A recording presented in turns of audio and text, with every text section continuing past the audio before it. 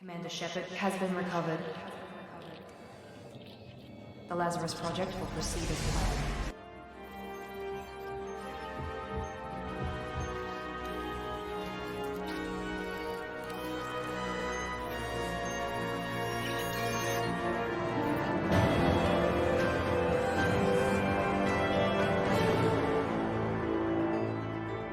Welcome to the Lazarus Project podcast, a Mass Effect podcast discussing its characters, lore, theory, and opinion.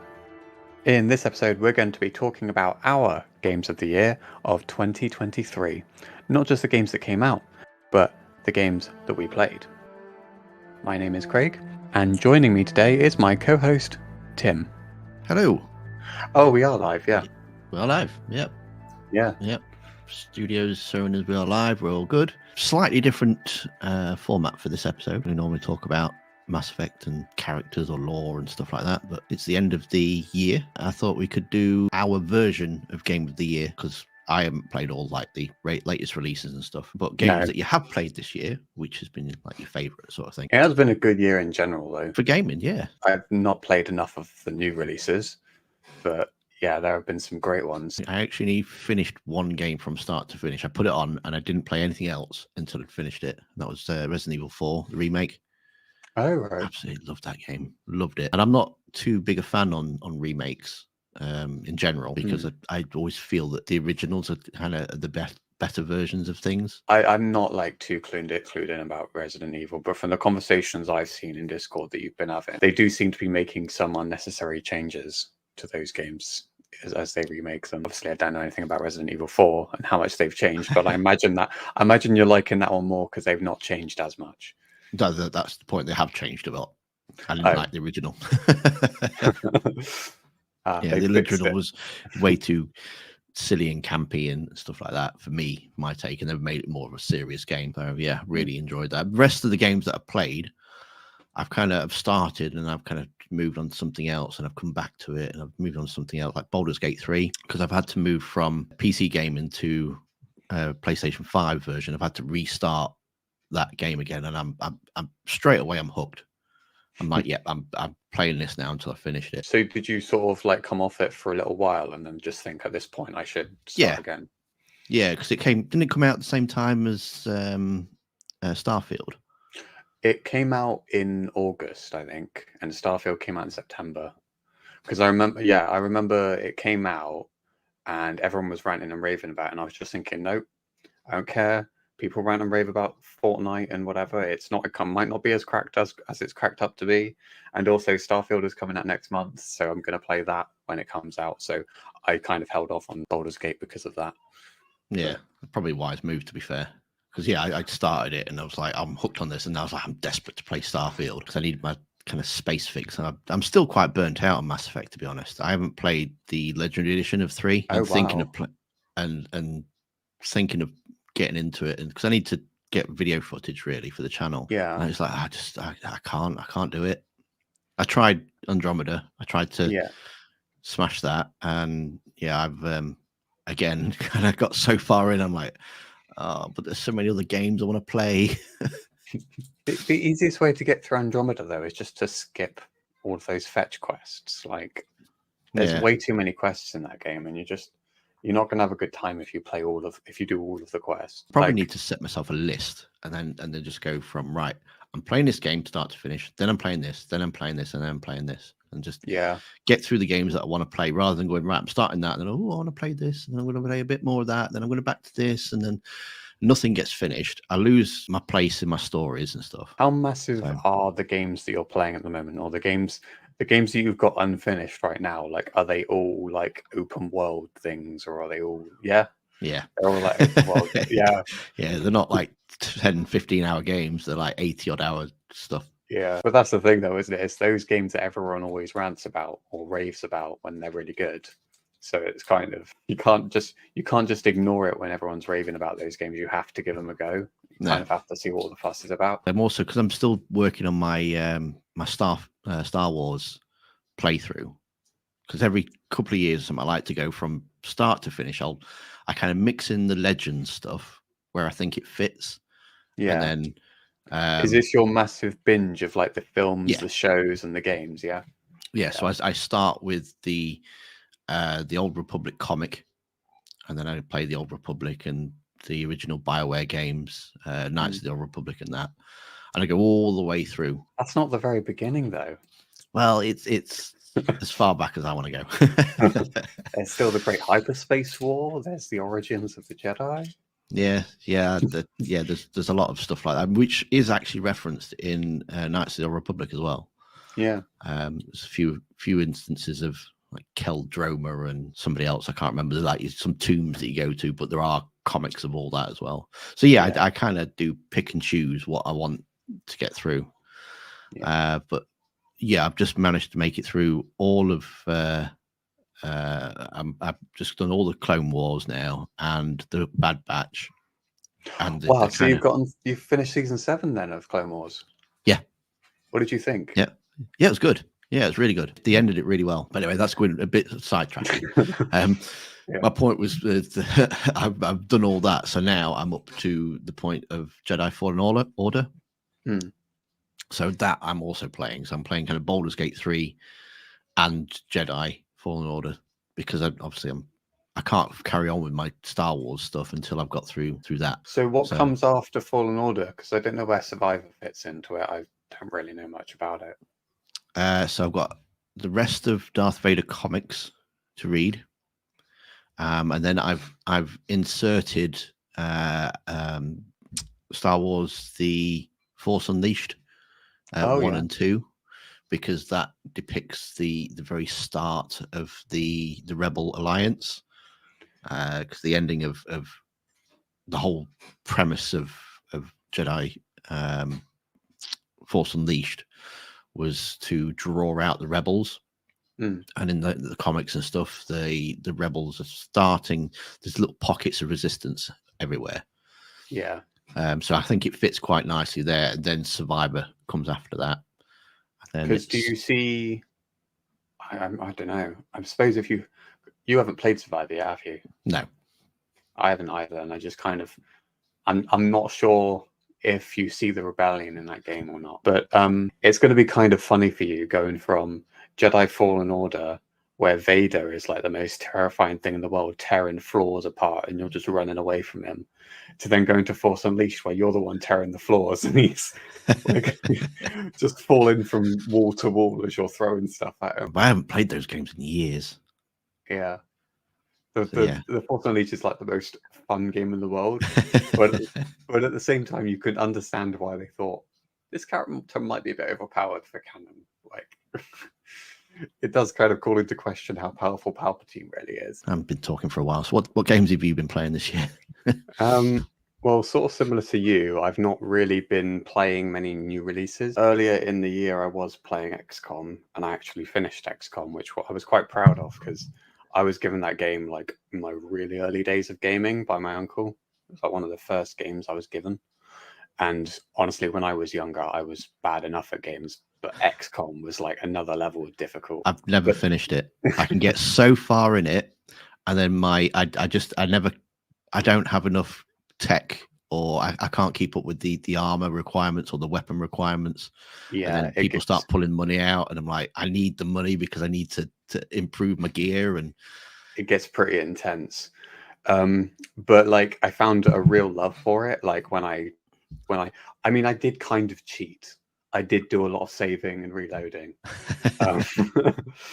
There are certain points when characters did die, and I thought, like for a lore perspective, or for just sort of building the characters and the team and making the drama and whatever. Because I was properly like, I was writing fan fiction about it at a certain point, because I was just like, I was really invested in my squad. Like, I remember my character name still as well. I had this Russian sniper called Abraham, and I had another sniper called Clyde. And there was one guy I called Bruv Love, just because my younger brother named him. And then I had Cora as well, because I named her after Andromeda Cora. I thought she quite kind of looked like her. And then they started building like force powers, or you get some kind of psionic powers when you get far enough into the game. And it's quite cool, to be honest, as you get further on. And like the story isn't that, there isn't too much there, but as things get gradually more intense and you start becoming like such a unified force, it just gets like over the top and crazy and fun, and I enjoyed it more and more. And I actually finished it, and I was very proud of myself, because I think I've only ever gotten close on easy, but I actually finished it on normal. Wow. So yeah. Did you actually save the Earth then? Yeah, I did. And my only criticism for that game is the ending, because the ending does feel a little bit sudden. Like, you're on this ship and you find these Overlord Master aliens, you defeat them, and then the ship crashes, and then roll credits, basically. That's it. Really underwhelming. Well, everyone in the command center is all cheery and everything, but then that's it. Yeah, pretty much. But I enjoyed it. Was about the journey, not the destination. You know, I enjoyed the journey. It's what those games are really about, isn't it? You kind of managing your resources and then getting slaughtered by thin men. And you build your armor up enough, the thin men aren't that bad. There are worse enemies than the thin men. Did you finish Starfield? You played Starfield, didn't you? I have not finished Starfield, no. Is that a sponsored segment, is it? Can we go on? Can we try? Sponsored by Pot Noodle. I've got to be honest. I don't hate Starfield, but it is, to me, it does feel very much like an Andromeda situation, where not necessarily that it feels grindy, but it does feel like such an open space where you've just got to travel so far to find the content. The story, I think the main story is not kind of grabbed me enough. There were certain faction stories I absolutely loved. Like, I love, have you done much of the sort of the class storylines? Like, not really. I've probably done about 5 or 6 hours in it altogether before I've gone, yeah, I need to come back to this when I've got more time to just to get into it. Yeah. But yeah, I was quite hyped for it, and then it didn't quite meet the expectations I had. Yeah. And I really couldn't believe there's no aliens. It's just all humans. Yeah. So the thing is, I think Bethesda, are a little bit, they got a little bit too eager to, I mean, I've actually watched some documentaries, people trying to break down what went wrong and things. Some people have been saying things like they've been trying too hard to make a world that is so expansive that the modders and the people can just create the content that they want, and they want to try and create content that lasts until God knows when the next Elder Scrolls game comes out, or when the next Fallout comes out. You know, they're trying to satisfy like people's wants for more Bethesda content by having them create their own fun, which I think is not the right way of going about it, to be honest. I think streamlining it and making fewer planets but with more on those planets would have been a way better way of doing it. And what you were saying about there being no aliens as well, like they Todd Howard made the case that this game is supposed to recreate that feeling of like Neil Armstrong first landing on the moon, or, you know, one of those big human achievements of like, oh my God, I'm exploring space. And the thing is, we're not going to feel that same way, because first of all, we're not actually landing on the moon. And second of all, we've been to space before in games. We've played however many other space games. I mean, obviously, you know, we've played Mass Effect. Like, we've not only been to space, we've seen different races and have built out lore and all this lore and stuff. And I don't think there's really much lore in Starfield, is there? I mean, there are obviously like museum exhibits, but I don't think they've got a lore log sort of thing, like a codex sort of thing. Yeah, like a codex. Yeah, I don't think they've got one of those. No, I don't think so. I feel like factions have got their own backstories, haven't they? But I feel like a codex would have been a massively useful and massively. And I mean, I don't read codexes. I should, but it would have helped a lot if they're good was to a lot more kind of just reference to. You know, if you as you unlock like I don't know the Crimson Fleet or something, you got a little bit of history on them, or like who the main leaders were or something like that. So if they say something, you're like, oh, who's that? I must have missed something. You can go back and then look at it. There is a lot of there is history to that universe. Like there's when you join it's not the Freestar Rangers, it's when you join the United Colonies version of that. Can't remember what they're called, but when you join the United Colonies, they make you go through this guided tour where they show you this billboard and that billboard that gives you the history of that universe and like what happened with Londinian, which to be honest, I think is the dumbest name ever for a colony. Like it's just, I wonder where they got the idea for that name, huh? But like you do learn about the history through that. But to me, it just felt like they had history, but when you compare it to the amount of history there is in the universes of other sci-fi games, there's not big shoes to fill. I don't think they're supposed to be filling shoes, but they're competing with a lot. Yeah.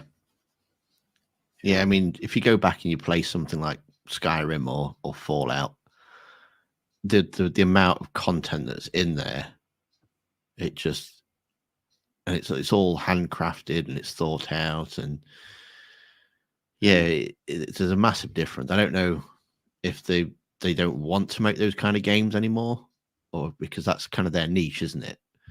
Which isn't quick. They're not. It's not something you can churn out every couple of years. Yeah. I don't know if this is a kind of transitional game to making smaller stuff and less detailed, less focused sort of thing, rather than these massive open world and that take years to build out and stuff. But yeah, I do feel like there was room to do a lot more with the companions, because I mean I don't know how many hours I am. I'm like maybe 12 at least. But I've gotten the feeling that if they focused on the small things that made some RPGs truly great, like with Baldur's Gate and with Mass Effect, one of the great things about those games is the companions. And I think Starfield certainly falls short on the companions. They could have focused so much more on companion conversations and just, like, I don't know, do something different, right? Where you can have your ship go through light speed or whatever you call it in that game. I can't remember. But while you're going, yeah, when you're grav jumping, you know that meter where you can dedicate power to it? Yeah, I think that clumsy thing. Yeah, I was just thinking this, right? If you just dedicate, if you have it, so if it's dedicated only one, if you dedicate one bit of power to that grav drive, it takes actually like 5 minutes to actually get to where you're going, or 2 to 5 minutes. And during that time, you can get up out of your chair and go and talk to people. And then it feels like some kind of actual sci-fi series where you're having those conversations and maybe there's stuff going on with those conversations. And then when that's over, you're at your destination. I feel like that would be kind of different and kind of cool and make it feel a little bit more real at the same time. And also just having more of those conversations with the companions in the first place. Because I remember, I don't know what happened, but it felt like I went from like flirting with Sarah. Is her name Sarah? It's Sarah, isn't it? Yeah. Yeah, I think so. I felt like 1 minute I was flirting with Sarah, and then one gaming session later, like 1 hour later, I was marrying her. And it's like, it's a big leap. And it just felt rushed, you know? It felt like I didn't really know her before I was marrying her. Clicked the wrong option a couple of times and that's it. You went to it. I mean, someone can correct me if Andreja, I think her name is, if she's a better romance. Someone can correct me and say, God, you should have romanced Andreja. But I shouldn't have to romance somebody else to get more conversation. Like, I don't know.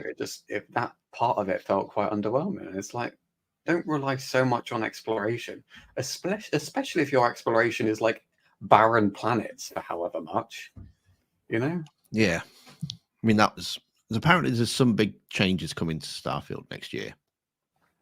I'm not quite sure what they are. I heard a rumor that they're adding a vehicle finally, like a buggy or something, maybe, when you're like traversing planets. I mean, people want that desperately. I kind of get that they didn't want people to reach the edge of the map too quickly, because then you'll see how small the maps are. Yeah. But on the other hand, they kept putting the landing pad, miles away from the nearest oil refinery that you kind of keep popping up against. So Yeah. just getting there. I mean, I quite enjoyed the low gravity ones because you kind of just jump up and then fly down and jump up even higher and then fly down again. Yeah. And How fun? yeah, How is that fun for like, all the time? Like, does it not get boring after some amount of time just doing that? yeah. Cool. I mean, I quite like to see it. I set myself a bit of a challenge to see how far away from my companion you can get because they don't follow you when you're in the air. Oh, right. So as soon as you land, then they run to you. But if you jump off in the air and obviously you've got low gravity, they just stop and then they wait until you land again. Oh, right. So yeah, if you got quite good jetpacking skills, you can get quite a distance from them before they catch up with you. I do. They didn't even need to give us a buggy as well. Like, just do what Mass Effect did. And I don't want to sound like a broken record, but just add more conversations. Yeah. Like those long elevator segments in the original Mass Effect. Conversations. It was the perfect way for like a long loading screen, but also having something going on. You had the news segment as well. You had the news in the background, and also somebody asked before the game came out, "Is this game going to have radio?" And they said, "Oh yeah, it has radio on one planet." And it's like, why the hell would you only have it for one planet? Like, to me, one of the coolest things about Fallout 4, and that is one of my games I played this year. So, I don't want to get around to that too soon, but the one of the cool things about that is listening to Diamond City Radio, where you're just wandering around the landscape, where you're just wandering the planet. Again, another game that I haven't finished. I've got a lot of games I haven't finished. I need to make a list, I think. I would have hoped that was part of your list for games coming out games of 2024. Yes, well, I have actually got some of those. I want to play a few more CRPG games next year. There's quite a few out at the minute. There's a Rogue Trader that's just come out. It's like a Warhammer game. Apparently, that's quite good. A bit buggy apparently at the minute, but that's quite good. There's War Tales. I just tried putting that on a couple of days ago, and that seems quite cool. So I want to try and get a bit more into that as well. Have you played Wilderness? I have not. You are naming a lot of games I've not heard of.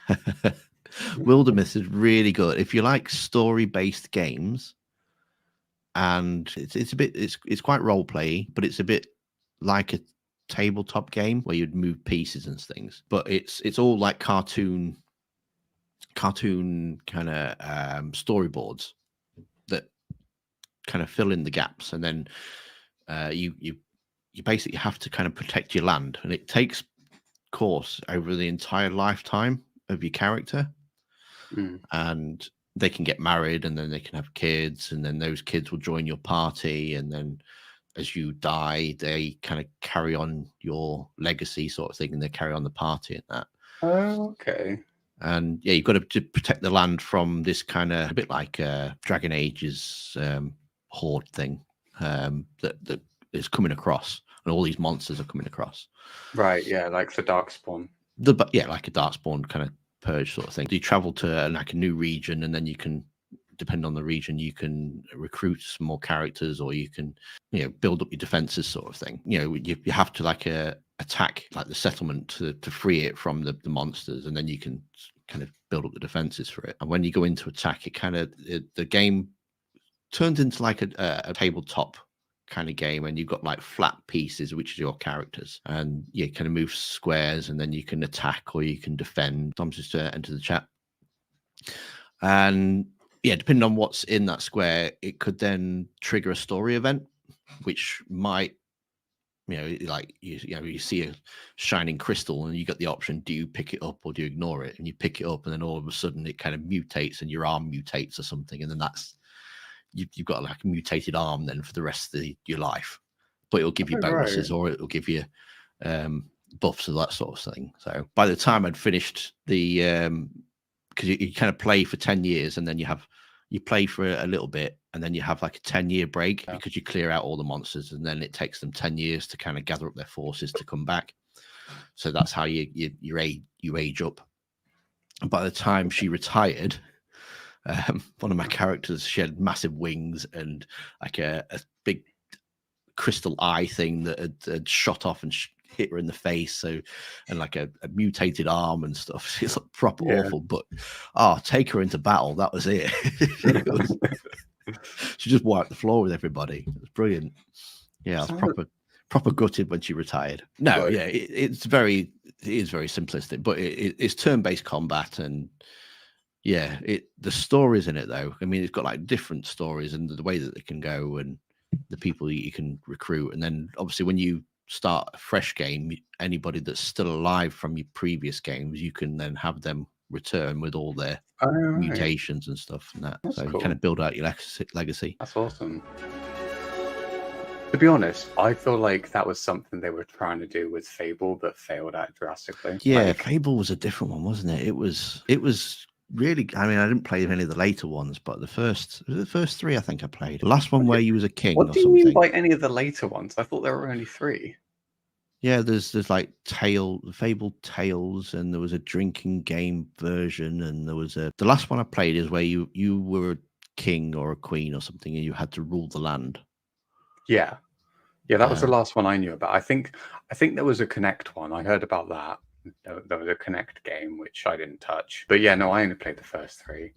But I'm really excited about that coming back because I feel like the company that's bringing it back, they know the mistakes of. What was it? It was like Lion something, the original studio. I can't remember. Lion. I want to say Lionsgate, but Lionsgate's a movie studio. Oh so. yeah, isn't it? Yeah. Lionhead. Okay. Lionhead. I feel like one of the major faults with Fable was, first of all, 2 large time jumps for one. Like they got dangerously close to the modern day by the 3rd game. And second of all, like I feel like one of the big mistakes was they didn't try. They either rushed Fable 2 because I don't know how long the time jump or how long it was between the first game and the second game. But to me, it felt like the second game was rushed in that the story wasn't. I haven't actually finished the first game. I didn't get very far with the first game at all, just because I'm one of those kids that it looks too dated. I'm not going to give it as fair of a shot. But the second game, apparently, I've watched like a 2-hour lecture about this game, the Fable 2. It's pretty much exactly the same as the first game. It's way too similar to the first game, and that's one of the major flaws of that one.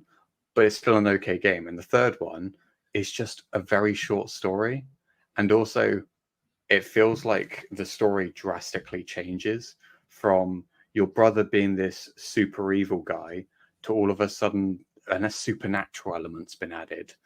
And it just sort of blindsides you and comes out of nowhere. And like the whole thing about you ending up on this sandy island with these creatures that you've got to protect the land from, that takes place so quickly. It sort of comes out of nowhere. And yeah, it becomes one of those trilogies that where you say, I enjoy it despite this. Yeah. You know, like it may have issues with this, but I still like it. And that's exactly how I feel about it. But I really hope that the new studio, Playground Games, I hope that they've learned their lessons. And I'm gonna hold my head, not hold my head high, but I'm gonna say that they have. I'm gonna believe that they have, that they know what's at stake, basically. Like I believe that they know. Well, Peter Molyneux, I think his name was. He was like the original version of Todd Howard.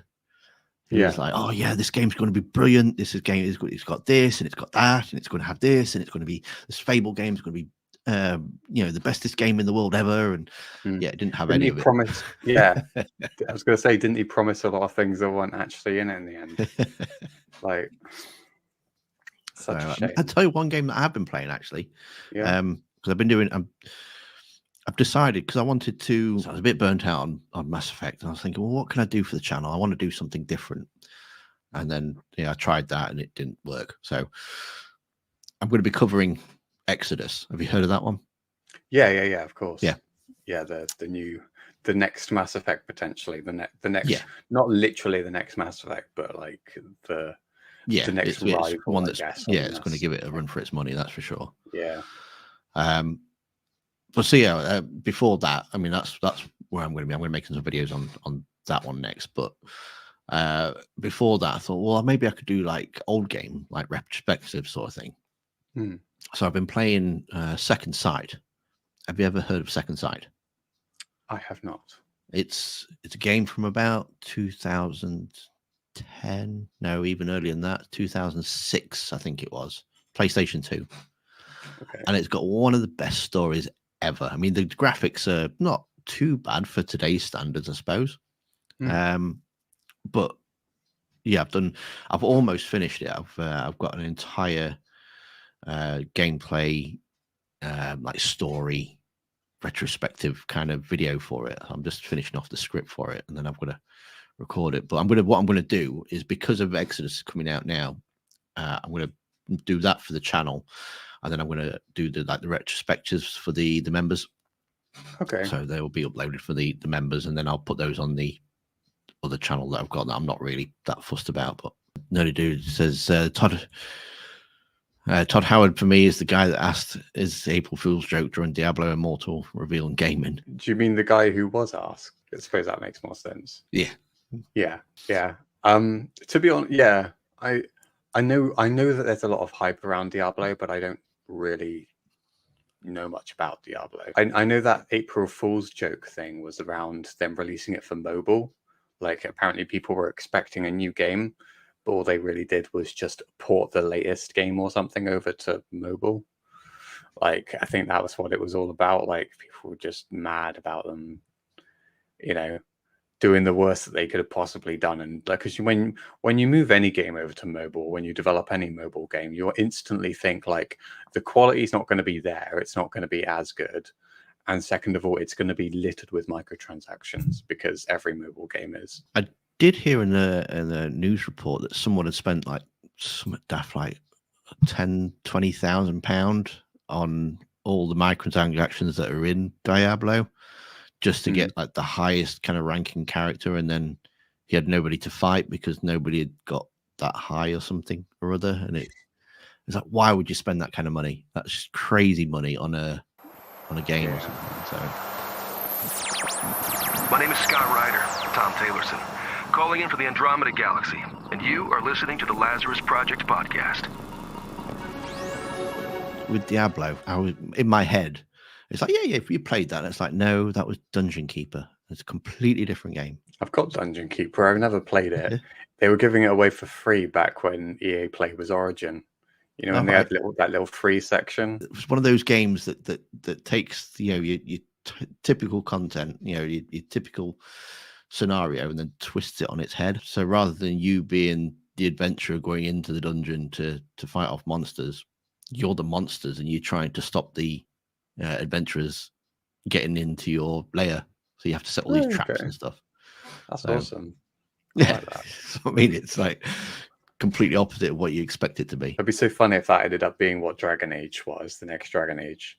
Like, you're just working with Solus to kill the Inquisitor and like Cassandra or whatever. Oh man, people get so upset about that. I get to kill Liara again.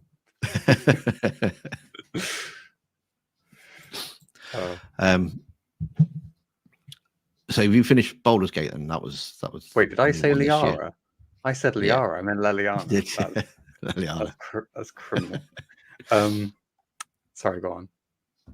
I was going to say Baldur's Gate, which is, I think that won Game of the Year this year, didn't it? Baldur's Gate 3. It actually won Game of the Year. Yeah, I mean, people were getting quite mad about the fact that I think it's Neil something, the guy who won like best voice actor, who was in Baldur's Gate. He voiced Astarion. He won like an award for his voice acting in Baldur's Gate, and his speech, like, people were annoyed about the fact that he was being rushed off stage because they have those stupid limits on how long people can speak for, and it's like less than a minute, I think it's somewhere like 30 seconds or something stupid, but he barely got any time to like properly express his gratitude, and he was just being so kind and thankful to everybody like involved in the game and everyone who kept the game alive like through early access. But like they deserve, and I think a lot of games deserve a lot more time during the Game Awards, but it just goes to show the Game Awards isn't about awards. No. It's about trailers and trailer announcements, and it's just not really fair on. Yeah. I mean, ultimately, the Game Awards is kind of a popularity contest. You know, there is some argument to be made that it is usually just the games people have heard of for a reason. But like, I usually only play the games people have heard of, so I can't complain. But like, yeah, it's the Game Awards is a whole thing. But Baldur's Gate, regardless of its popularity or not, it's a very good game, and I think it deserves all of the attention and all of the awards it gets. To be honest. Yeah, it's one of those things like, well, I'd left it for a while. What was I playing? I was playing Spider-Man, the first one. Second one came out this year as well. Isn't it? You ever played Spider-Man? We played the first one, yeah. Yeah, I'm probably about a quarter of the way through that. That's quite good. I'm kind of it's getting a bit repetitive for me now, so I'm like, I'm kind of teetering on the edge of like, maybe I'll put that one to the side for a bit. That's kind of fair. I've got. Sorry, I do feel like it's one of those games where you have to continuously mix up like the sort of tech that you use and the suits that you use and stuff to really keep it exciting. Yeah, but like, I feel like that should be a feature that's just kind of an extra thing rather than something you rely on too much. So yeah, I kind of get that. Like, yeah. But yeah, I mean, the story missions are all right and stuff, and then you got all these other side stuff to do, but the side stuff's kind of getting a bit repetitive and that. So I really started to feel that when I tried a second playthrough. But yeah, I was quite interested in playing the new version, but I thought, well, I can't play the new version until I played the first one. This is my biggest problem with gaming, because I can't just jump into a sequel. I need to play the first one, and then I'd need to play Miles Morales, and then I could play the new one that I want to play. Yeah. But by the time you've got through all that, you're like, yeah. It's like at a certain point where it really, there's, I can imagine the Spider-Man style of combat is just, you need that break between them, don't you? Yeah. It's like there's Matea on the live streams that we do on a Saturday, and she's always asking, have you finished Trespasser yet? And I'm like, well, I can't just jump in and play Trespasser. I know I've completed Dragon Age before, but I can't just jump in there and just play Trespasser because I can't. It's been so long, I can't remember the story leading up to it. Yeah, I kind of got the cliff notes in my head of what happened, but I'd need to go through it again to get to it, and it's like it's time I haven't got to play through, and I can't just play Dragon Age Inquisition again. I'll have to start from Dragon Age Origins because that's the way my brain kind of works. I have to do that as a serious playthrough. How long has it been since you played Inquisition? Or Inquisition? Yeah. I did 2 playthroughs when it first came out. How many years has that been then? What, 9? 8 or 9? Was it 17 that it came out? Oh, I thought it was... No, it was 10 years ago, wasn't it? 10 years ago. Yeah. So I haven't played Inquisition for about 10 years. Because I was going to say, like, in the Trespasser DLC, there's a time jump. So I was thinking, you could almost role play that. And, since it's actually been however many years, like, because the characters all act like they're catching up with each other and it's been a long time. But for you, it will actually been a long time. So it might actually work. I mean, you won't really, you'll see like whoever it was that you nominated as the divine or something, and maybe you'll have completely forgot who it was, and you'll be like a little bit, oh, you're the divine? I've got 2 playthroughs mixed together as well. I had an elf, rogue, I think it was my first playthrough, and then I tried a Kunari as my second, because I was like, oh, we get to play as a Kunari. Brilliant. So yeah, I've kind of got two versions of the game that have now kind of muddled together in my head of what's happened. But to me, I don't know if it's just me, but Dragon Age in general feels like one of those series that's like, for me, it's really hard to play again, like on repeat. I think I've done 2 full playthroughs, like from beginning to end, but then like I didn't care at all about my hero Fraud in the second game because I created some elf wizard that I just didn't care about at all, and just couldn't beat my castless dwarf in any way. I don't call Dragon Age Inquisition. I call it Dragon Age Stuck in the Hinterlands. Yeah. I think the very first time I played it, I was like 6 hours in and not left the hinterlands. And that was after Exactly the 2 same. hours of custom, creating my character or something daft. Yeah. I think the hinterlands are the reason why my first playthrough of Inquisition took so long. But I pushed through it, and to this day I absolutely love my first Inquisitor, who was a Canary, and he romanced Cassandra, and it was like the sweetest thing in the world, because he was this weird, vulnerable Canary. He wasn't big, and I mean he was big, but he wasn't like, he didn't have a tough exterior. He was one of those guys that had a weirdly sort of kind personality for a Canary. And then you've got Cassandra, who's really tough on the exterior, who's also like tough on the exterior, but on the inside she's kind of a bit of a softie as well. And so it just fit perfectly. It was like amazing. Like, I don't know, it won't be, to me at least, in any RPG, you define your experience so much in that first playthrough.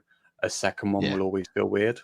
Like, it won't feel definitive, because your experience of that game will always be the first one, to me at least. When you play RPGs, the very first time you play, is it an extension of your personality, or do you just go, right, I'm going to be somebody completely different to what I am right now? When I was younger, I would create me, but now I hate being me. So I will create the most far away from me as possible. Like, my Baldur's Gate 3 character is a tiefling druid. She's a woman, and she hates humans. So, I mean, she's not far off me in that way. I hate humanity as well. But like, yeah, it was, yeah, she's quite different from me in obviously being a whole different race, and having a whole different yeah, just being a woman as well is very different, because obviously I'm not a woman. Yeah, I just feel like if you get so many options to go so far outside or explore so much that the game has to offer you, why not? But I do understand, like, wanting to put yourself in that universe as well. Like, I completely understand that. I think my first shepherd in Legendary Edition was me. So yeah, I completely understand that as well. Yeah. What about you? For me, yeah, I suppose it really depends on what kind of mood it is I'm in when I first start. Sometimes I like to be as evil as possible, but most of the time, the very first time I'll play through it, it will be an extension of me, and I'll try and create the character to look like me as possible, similar to me as possible. Yeah. Although I couldn't do it with Baldur's Gate. I've got like proper nice flowing locky hair, and but you got to. There's so many fun options in the customization. Like, yeah, just going bald, it's like it's a bit boring, that, isn't it? But you could be Baldur's Gate. But yeah, my attitude, is kind of it's nice. I always seem to go for archers as well. I like having a bow and arrow in my my games. Stand back and then take them out with the bow and arrow, rather than getting up there with swords and shields and stuff. I don't quite know why, but if there's an option to be an elf with a bow and arrow, I'm like, yep, that's where I'm going to be. Well, maybe if we do ever actually do Dungeons and Dragons, that can be your character. Yeah. I remember when I platinumed Inquisition, I used my Mass Effect experience and discovered every nook and cranny. And it took me ages, and it got somewhat repetitive, similar to Mass Effect. Yeah, I can imagine that as well. Like, one thing I always say to people when I try to get my friends to play it is to just avoid as much side content as possible in that first Mass Effect playthrough as well, because like, I feel like both Origins and Mass Effect, they've got so much content to them that, I mean, me being my age, people being my age, my point is, people my age have short attention spans. And I think you've really got to you've really just got to get into the nitty and gritty as soon as possible and get into the good story stuff. And then once you've invested yourself in the main story and you start to love that world more, and then when you're invested in the world, then you get into the side content. That's the way I good would way do it. to do it, actually, to be fair. Yeah, Because if you get bogged down with doing side quests and not pick up that main story and not get invested, it can be easy to get bored quickly. Because I've watched live streams of people constantly going on in the chat saying you need to find this Asari writing in the whatever nebula, and it's like, Jesus Christ, is the game is not going to change substantially if you catch all of those bloody Asari writings. Like, I think you get a slightly different interaction with Comrade Werner, and I don't think that changes the game incredibly. Like, it just. You get about 100 credits in Mass Effect 2 when it carries over. That's it. That's just my philosophy with RPGs, is like, don't get too bogged down unless, like with Baldur's Gate though. Baldur's Gate, I was invested from the start, weirdly enough. I don't know what it was, but I cared so much in the beginning that I didn't need to worry about like side quests and whatever, like distracting me or making me like the game any less, because all of the side content just felt interesting. It felt like I was learning about the world through doing those. I guess it depends on how it's executed, really. Well, I mean, this playthrough, because I restarted on PlayStation 5, I've already met 2 characters I never met the first time round. So already, it's complete. The whole dynamic of the party structures changed for me. I picked up a wizard and a orc thing lady. Yeah, I think she's Githyanki. Her name's Something like Lizelle. Yeah, that's the one. Yeah, Lizelle. I killed Lizelle. I killed her completely. Yeah, I killed her completely by accident. She ran into your sword or something. There was like a mistaken dialogue option where I tried to scare off these people that had captured her or something, and then I somehow had accidentally gotten them to think, oh no, we've got to release her so we can kill her. So they release her, and then they're just like, right, we're going to kill her. And then my thinking was, wait, actually, Lizelle has just been really mean to me from the start. I am going to fight her. I'm not going to let her kill these people. And then didn't realize at the time that when you fight her, you do kill her. So I killed her. And I actually looked it up this morning, and there are 10 companions you can recruit. Is there? I'm near the end of the game, and I've got 5. So there is a lot there in that game. But yes, it's like I completely missed these 2 first time round. Just by not looking. It's like, you know what, I'm going to completely scour the area and make sure I don't kind of miss anything before I move on to the next bit. I'm actually a little bit worried that you did a playthrough without recruiting Gale. Yeah, Gale's the other one that I've just picked up. Yeah, although Astarion's one of those ones that I think it would be criminal not to recruit him. I had to go back for him because I missed him this time round. I was like, well, I'd got to this point before and I'd already picked up that fella. So I must have missed him somewhere. So I had to go back and have a look around for him. And it's quite annoying me is because my original character had really good persuasion skills and perception skills and something else as well. And my current character either I haven't built him up that way, or is just no good at him. But every day's dice roll, I'm just not getting the same kind of results. I'm like, that's not the answer I wanted. Yeah, I mean, there are certain skills you can pick up where you can boost those. There are certain feats that will boost that you can choose to allocate more points, but then you've got to sacrifice other things like being able to have a better chance to hit things from further away and whatever.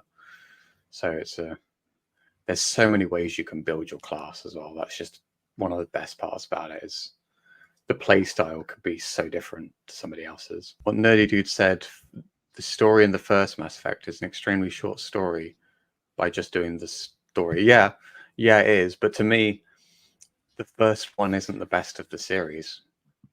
To me, at least, like the first one, the best stuff is in the main story anyway. Like it might be short, but Vermeer, the colony of zombies, And to be fair, that's not one of the best parts about it. But recruiting Liara and the journey to the conduit, like that stuff to me is the best part of Mass Effect 1. That's at least to me at least. But yeah, the sooner you get to the second game, in my opinion, the better. You can't go to Mass Effect 2 without playing Mass Effect 1, but to me, Mass Effect 2 is where you know if you like Mass Effect or not when you play Mass Effect 2. Dirty Dude also says, was your first Baldur's Gate 3 character yourself, Tim? Good persuasion and deception. Well, I like to think so. I've taken some creative liberties. I mean, if me or Chris or Curtis or Matea, if any of us created a character that was ourselves, our persuasion would have to be incredibly low, because so far we've not been able to persuade you to play Trespasser. All this pressure. I need to play it, don't I? I need to get on with it. Yeah, I did actually start the Dragon Age playthrough a few months ago, and then I uninstalled everything. I thought I ain't got time for this, and then I think last month I've reinstalled it all again, got it all modded out again. Just got ready to go. You know what? I'm going to get through it. I'm going to tell them on the stream that I've done it. I've played it, and I haven't picked it up. I'll show them. Took me that long to get all my mods back on and work out how you redo your mods, and because it's not as easy as Mass Effect, where you can just drop and bosh off you go. Yeah, kind of mess about with all different formats of modding files and stuff. Yeah, that's why I don't mod. I don't do mods. I get it. The original game that I had mods on it, so I had to put the same ones on it, otherwise it won't work, and I didn't really want to start again. Yeah, to be fair, I understand like bug fix mods, because Origins has a lot of bugs. Yeah, so I completely understand that. I need to be able to do this full time. If I could do this job full time, making podcasts and managing YouTube channels, I'd have way more time to play the games I want to play. Would you do playthroughs? Not really, because then people aren't interested in them these days. No. Unless you're already big. I used to love those growing up. To me, that was the way of like finding out if I enjoyed a game or not. Like I found Last of Us through watching PewDiePie play it. Yeah. And then I was just like, I'm nowhere near old enough to play this, but I'm playing it when I'm old enough. Anyway, how far through this list have we actually gotten?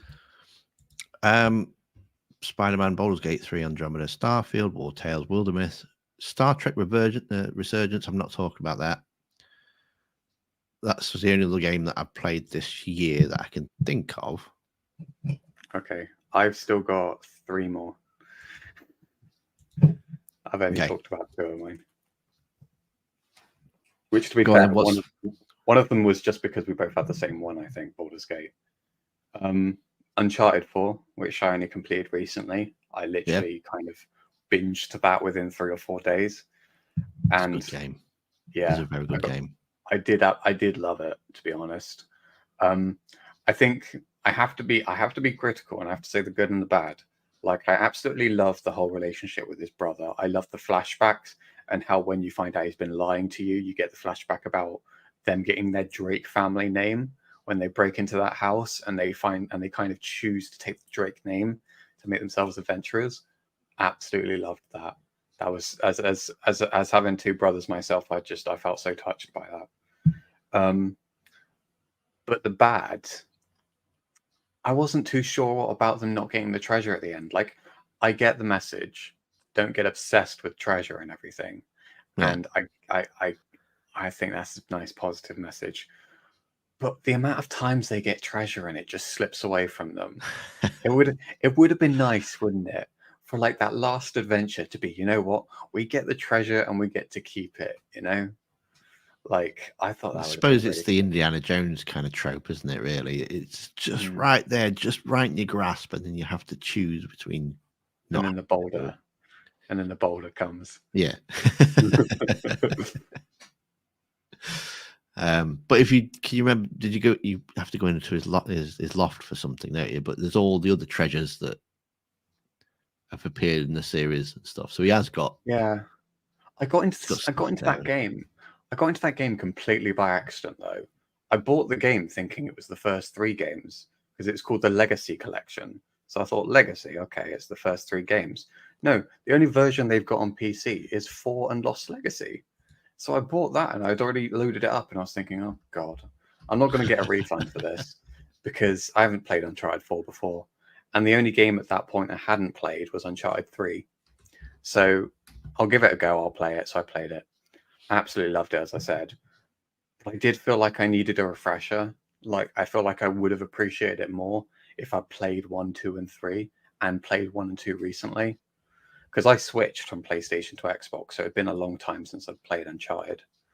So I think it's one of those games where you probably appreciate it more if you played it nearer to the original 3. Yeah. Yeah, it can be.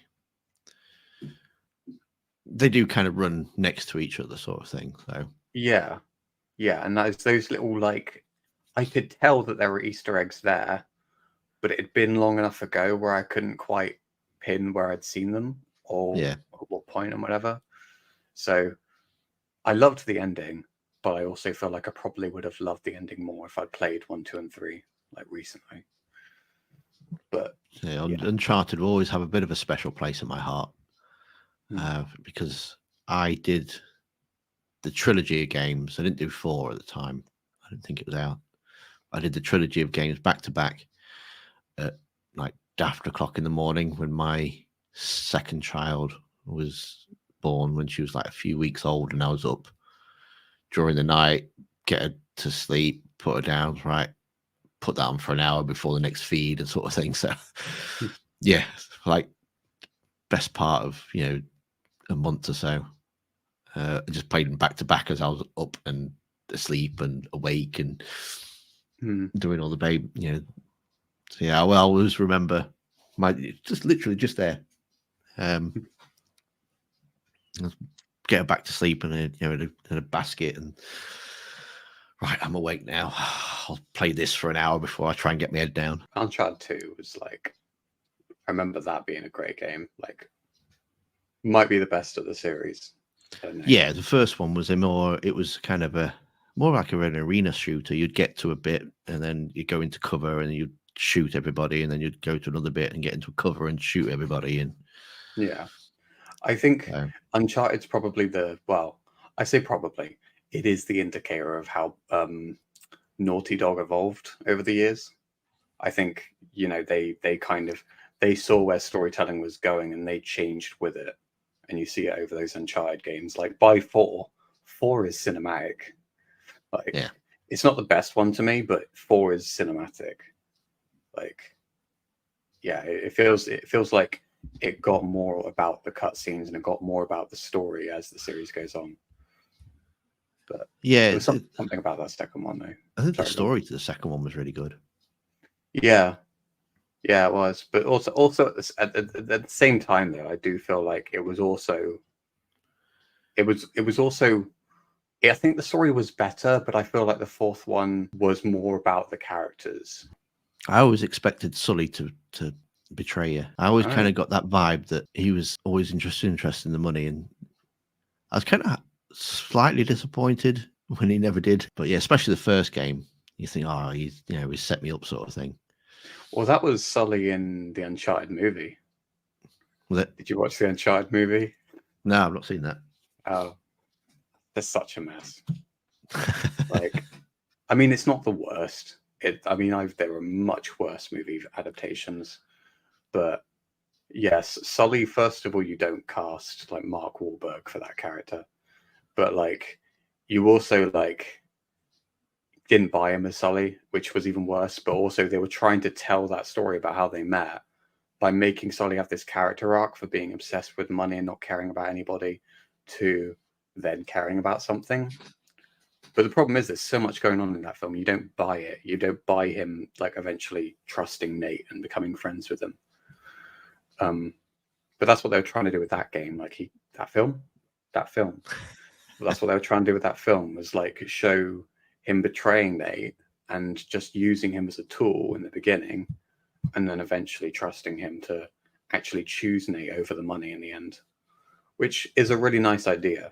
but it should have been done a lot better. Hello, everyone. I'm Mac Walters, and you're listening to the Lazarus Project podcast.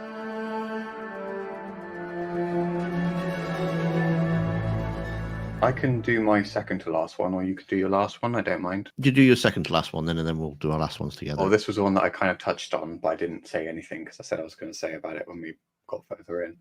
But it's Fallout 4. So all right. I played Fallout 4. I wanted to finish it before Starfield came out. So as soon as I knew the release date for Starfield, for when they finished delaying it, I just kind of set my sights on right, September is when it's coming out. I'm just going to push for Fallout 4, and I managed to complete Fallout 4 in August actually. So I did all right, but I wasn't sure I was going to like it when I started because I'd kind of not gotten very far in the past. But as I played it more and more, I did start to find a love for it. Like, I found my interest in the companions I was talking to. I found some interest in the factions. And as I learned more about those factions, what their sort of ulterior motives were, like there were certain ones that felt a certain way about AI, and there were certain ones that were kind of neutral. And then there were ones that were like proper rebellious underground, trying to fight the AI, not fight the AI, trying to save the AI, essentially. And I just absolutely loved that. I loved the whole faction, because obviously you've got factions in Skyrim, but you've only got the two sort of opposing each other. This one kind of expanded on that slightly, where you had a few more options. And there was a twist at a certain point, which I won't say to you if you haven't heard it before, but there was a twist, like when you get nearer to the end, where I was just like, oh my God, this makes things interesting. And I was like, okay, right, now I'm invested. Like, yeah, the whole journey, I think, like, I wouldn't say the ending made it worth it, but I would say like there were certain events along the way where you're just like, oh my God, I'm into this now. And just wandering around the world when you're listening to Diamond City Radio, absolutely loved it. You got this nervous guy listening over the radio, talking over the radio, doing his radio announcements. My only criticism with that was you can meet the guy who's speaking on the radio in person, and he just doesn't talk to you. You can't properly talk to him. And I was just like, oh, like, I've become quite a big fan of his. Well, they always say don't meet your heroes. Yeah. It would have been so fun if they just implemented can you sign my autograph or something? Can I get your autograph? That would have been brilliant. Like, can you sign my armor suit or something? I've got to be honest. That's another series I'd love to do. I'd love to play Fallout. I did try Fallout 1 and 2 years ago, but I couldn't get into them. But I love Fallout 3. I've only ever completed New Vegas once. Only completed Fallout 3 once, and I've never finished Fallout 4. So that whole series, the 3, 4, and 3 Vegas and 4, I would like to do a whole playthrough of those. But I've heard from a lot of people that they don't like 4 as much as the other ones. Like, no, if you played the other ones first. Yeah, they're their own thing. They have apparently they messed up quite the lore or something. People got quite upset with. I think it was the Brotherhood. They'd completely changed the Brotherhood of Steel. I'll tell you what, because I've never played the originals, it doesn't make anything different to me. So that monologue at the start of every Fallout game is just so reminiscent of everyone arguing on the internet.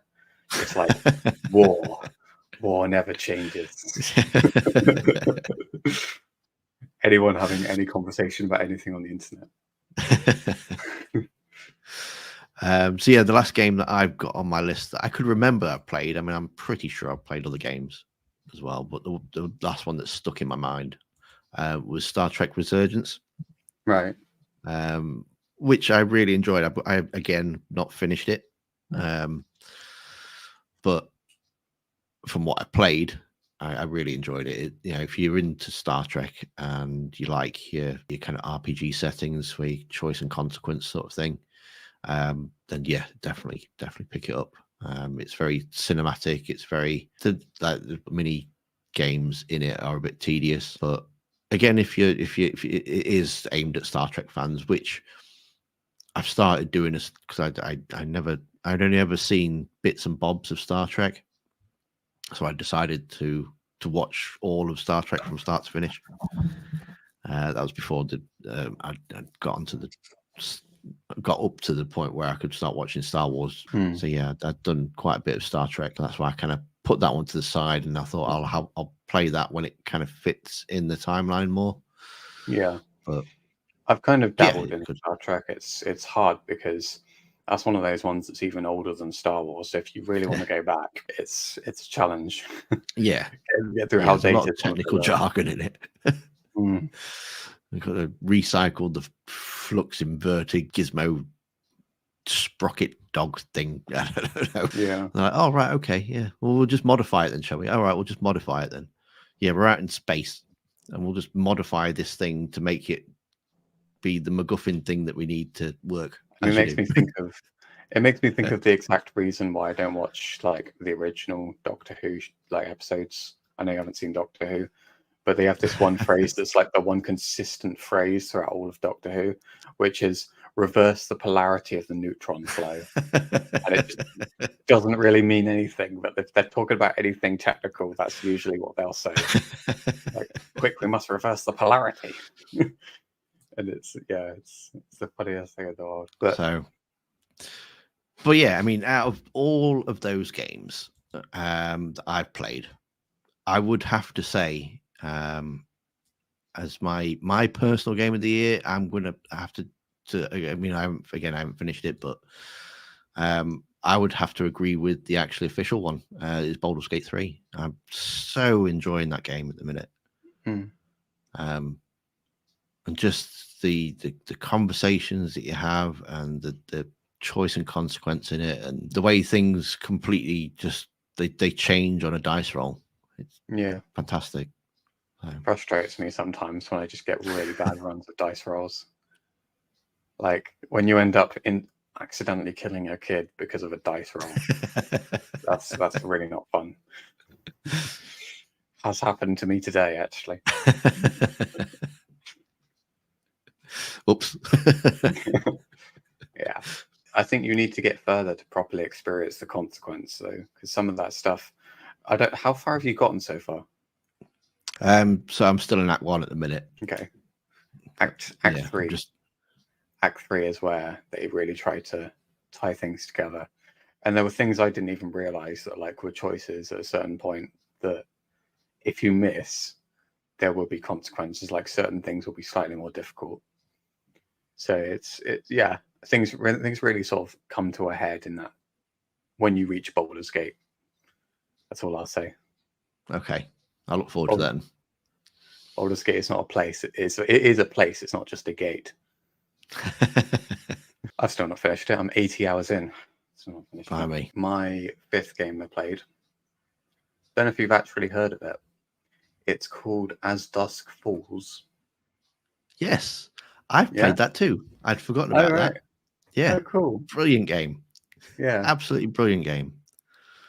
It was one of those games where for the first few hours, I think I enjoyed it more than I did later on. And I'm not kind of coming into this looking the best really, but I really liked when it was just the hostage situation. You're in that sort of petrol. No, it's not petrol station. It's a hotel. When you're in that hotel, sort of knuckled down with your family, and then you've got the other side with the cops, and then you're also playing as one of the kids that's holding up the place. I thought that was a really interesting dynamic. And then you've got the flashbacks stuff to really sort of pad out and help you get attached to the characters. Yeah. And then I got kind of annoyed because it kind of felt a bit like there were certain choices I made with the expectation I was going to see a certain character again.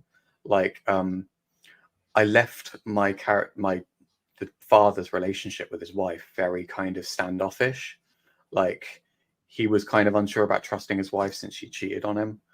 And I thought, okay, I mean, I said that there's maybe a possibility of them reconciling later on. So I said that to her that maybe they could reconcile. And then she goes off in the ambulance, and then I never see the two of them again.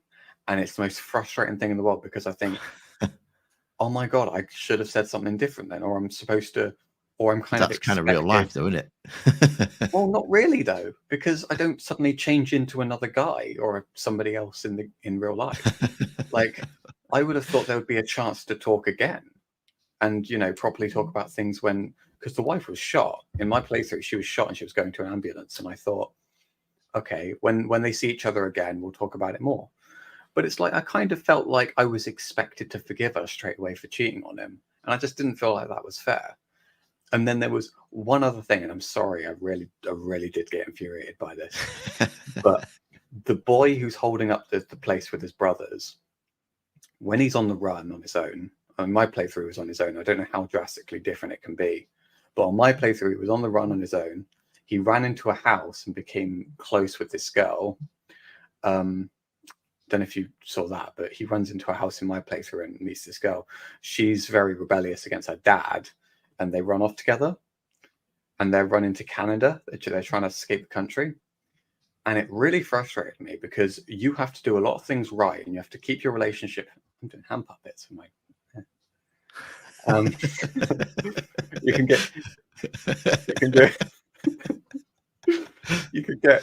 can get really like it could be really challenging trying to keep a healthy relationship with this girl, but you can get to the country and be happy together.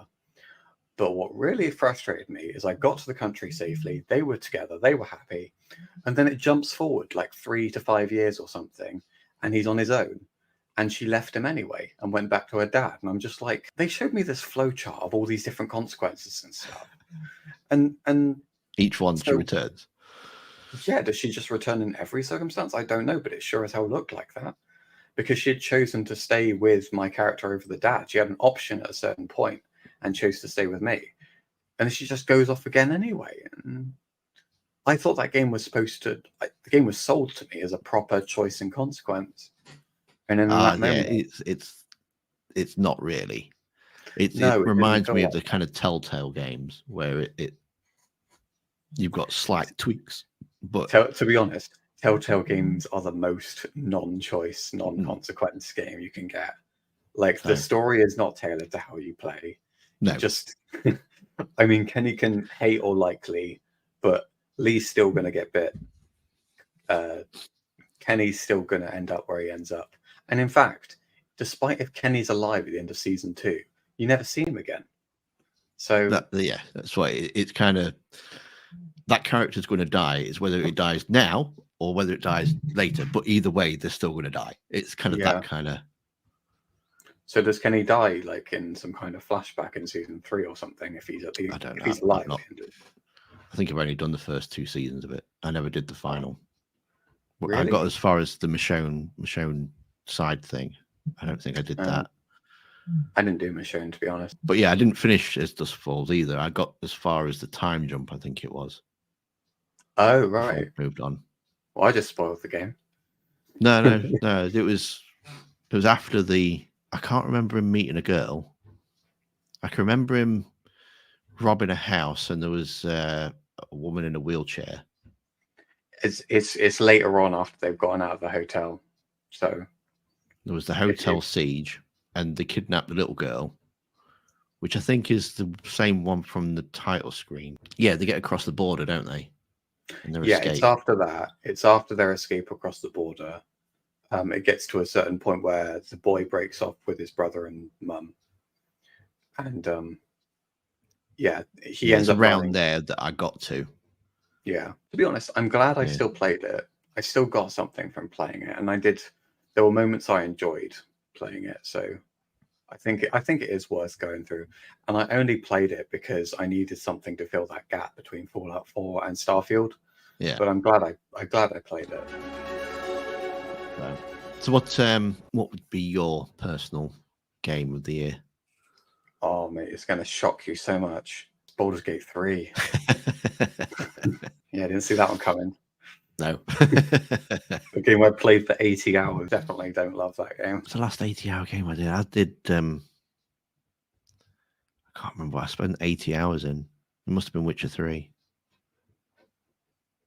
There's not many games I've played for longer than 80 hours, but Mass Effect 2 is one of them. Just because I've played it so many times. Yeah. Not in one sitting though. No. No. It'd be insane. But yeah, that's my game of the year. In asking Nerdy Dude's question though, on what this was something we were going to discuss anyway. But what are the games you're looking forward to? I don't quite know what actually is coming out. I'm hoping nothing major's coming out next year, to be fair, because I could really do with just catching up on stuff and getting things finished that I want to get finished. Well, Star Wars Outlaws is supposedly coming out next year. Yeah, that would be definitely one that I want to play. That's for sure. Yeah. Like I say, more like the CRPGs. I want to try and play a few more of those, because there are a few out there that really take my interest. As a post-apocalyptic ones. There was one where you're trapped in a dome somewhere, encased, I think it's called. There's another one called Atom, where it's like Fallout, based on the original Fallout games, but set in Russia. Okay. So that looks quite cool. And then there's Rogue Trader, which has come out. There's the other one, Pillars of Eternity. So, and that sequel, because again, it's a bit like Mass Effect, where you can carry your character over and your gameplay over, and it ties into the first game and that. So, okay, that's cool. So yeah, I want to try and get play a few more of those kind of games, role playing games. And obviously, I don't quite know how far Exodus is in production, but they've got a few gameplay trailers at the minute. So, I mean, I've got plenty of games to keep me going until then. The other one that they've got coming, well, we don't know if it's still coming out in 2024, but Dragon Age. Do you think it will come out? I'm going to be optimistic and say December. Yeah, I'm same. I think it'll be holiday season. Yeah. They'll push it as far back as possible. Yeah. I think they'll still try very hard for 2024, but I firmly believe they don't know when it's coming out. That's why they're doing an update next year. That's why they're promising an update. But I think they're still going to try for 2024. Yeah. So yeah, I agree with that. Grand Theft Auto 6, is that coming out next year? That must be. That's coming out the year after. That's 2025. Yeah. So yeah, that will definitely be on my list. But there's plenty of games to play in the meantime. Have you thought about playing The Expanse as well? That was one I kind of missed or glossed over. The Telltale one. No. I've heard of it, but I'm not. Isn't it based on a TV show? It is, yeah, but it's a prequel, so you don't have to know anything about the TV show. I tried to get into this show, but yeah, because I thought I've never seen the show, and I wouldn't know anything about it. But if it's a prequel, it might be a good starting point for it. I did watch someone play the first episode, and it does look quite intriguing, to be honest. And I think they are trying more of actual consequence in your choices. So yeah, I think I do kind of want to give that a go. And the price has gone down quite a bit, and I almost feel a little bit like I'm being guilt tripped because of how much Telltale Games has struggled. But at the same time, I also support them in I sort of support them because I want to support them. But Nerdy Dude thinks Dragon Age will come out in 2025. Okay. Yeah. I wouldn't be surprised if it did. I mean, part of what I'm thinking is just sort of wishful thinking, and also I do feel like regardless if it comes out in 2025, they're going to shoot for 2024. They're going to try for 2024 because I think they know how long people have been waiting. Yeah, and they need something positive after everything, and they can throw us all the teasers in the world, and people can only wait so long. I'm just having a quick look through the list of stuff that's got release dates and what's coming out. And there's Star Wars Dark Forces remaster. I mean, you can call me biased because I haven't got a PS5, but it does feel like one of those GTA trilogy situations where Dark Forces is so old. I feel like a remaster doesn't really do enough for it. Like if you're gonna if you're going to give it a complete redesign, give it the complete redesign. Do a remake. And I know your experiences with the Resident Evil remakes, but Dark Forces, that's a pretty old game.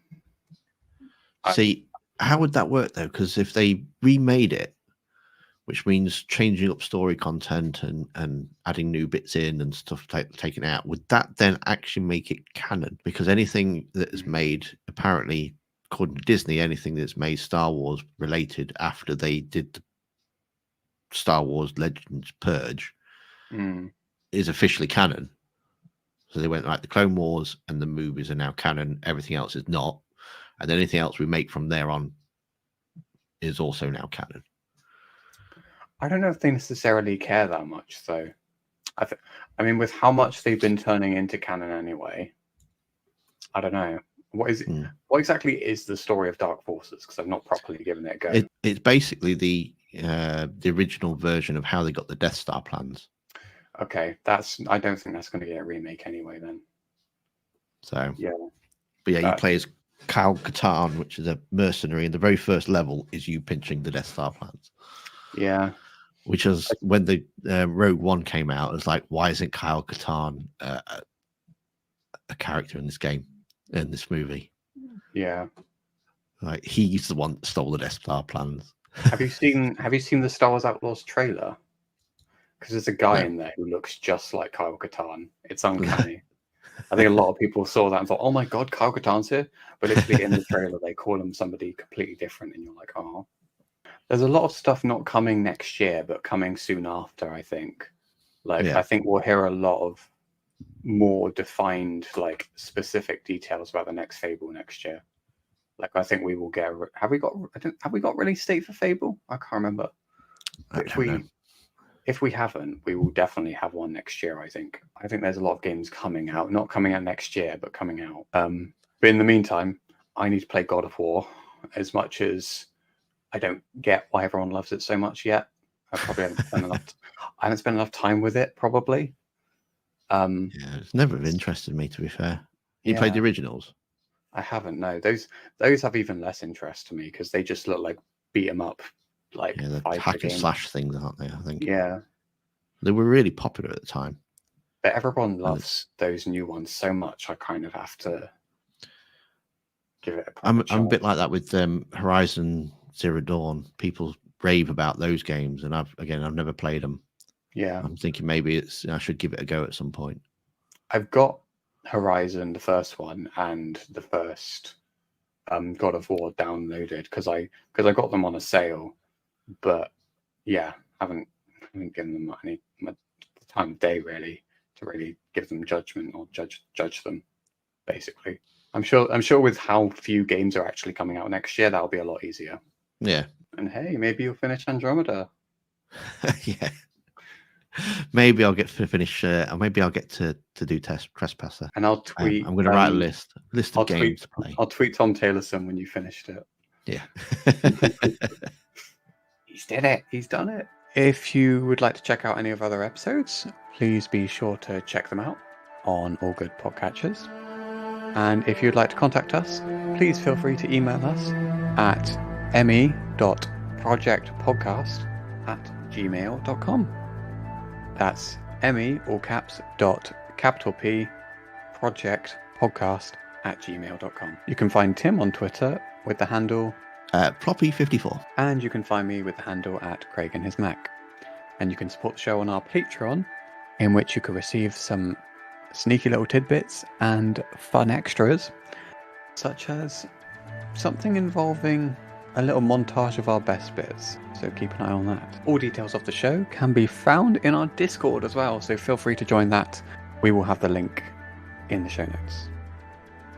And we will see you next time, Commander. Thanks for listening.